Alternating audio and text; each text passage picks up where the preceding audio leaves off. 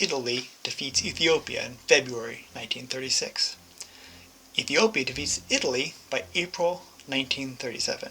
Welcome, this is Friendly Cat, and this is two guides and playthroughs for two of my favorite countries, Italy and Ethiopia.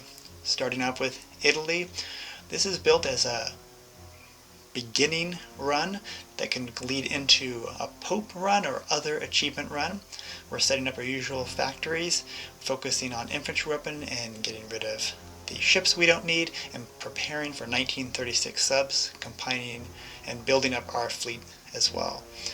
We're going to be combining our armies, moving our air force over, focusing on the northern zone. Any Ethiopian troops there will be demolished. You'll notice we've also moved around our troops into different generals, rather unusual generals, in that 24 divisions are actually on the general with a -25. That's because I want to hold back any generals from getting level 1 until after I've taken an army spirit that can give me either +1 attack or +1 logistics and planning. As we move toward the center of Ethiopia, it's a relatively fast run. As I said, we're done by February. I'm not actually aiming for encirclement, but since we've got one here, I'll take it. As you can see in the north, the primary goal is to attack around the west side of Ethiopia, the northwest side, and walk my mountaineers, or our mountaineers, along that side and eventually come into the middle of Ethiopia. The south is a little bit difficult, which is why you saw some divisions from the north immediately get on a boat and head south. North isn't the problem, and particularly with supplies. I don't necessarily need a whole lot more troops in there. The south is a little bit more challenging. I want to make sure I complete both the north and the southern missions before I capitulate Ethiopia. It'll just be a little bit quicker. And as we've moved around, you see, again, we're moving divisions into different generals. We wouldn't normally do that, except I'm holding them back until we complete the northern or southern mission, or otherwise get 20 army experience. And once we get that, I will then consolidate them into, as much as possible, 1 or 2 generals. And there we go. We've now hit the army experience, the 20 army experience to get that, in this case, +1 planning, +1 logistics, and so we've consolidated the armies into both the northern and southern group.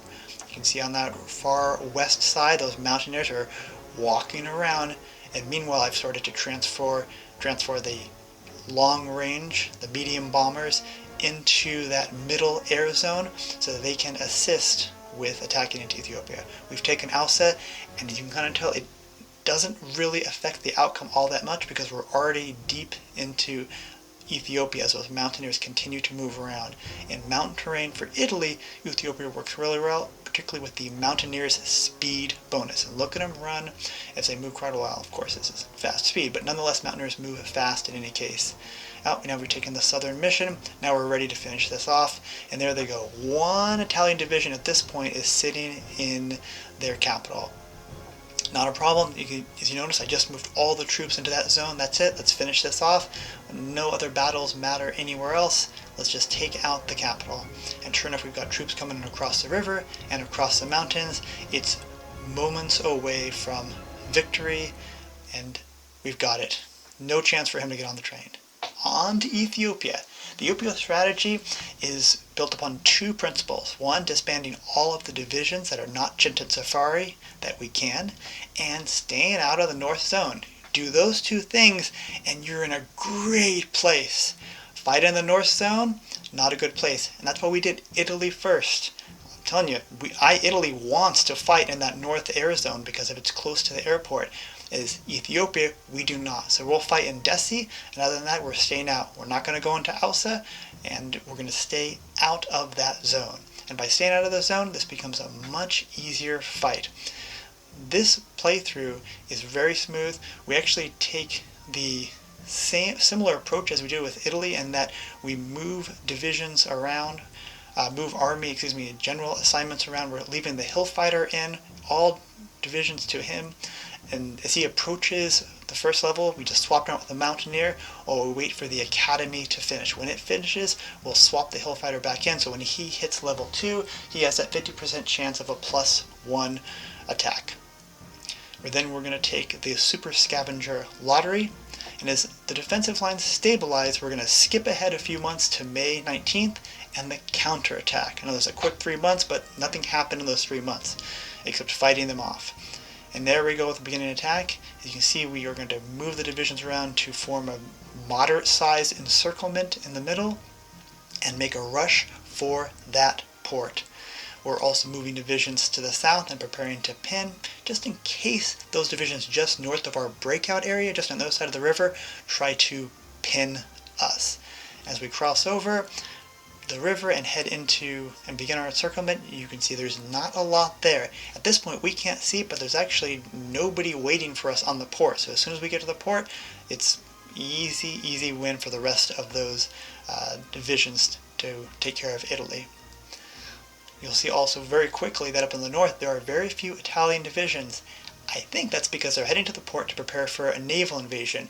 It's possible to do a counteract at this point, but our focus is on taking that port and finishing off the south first. Too easy. Staying out of the north, Cinque Safari, they're just having a great time.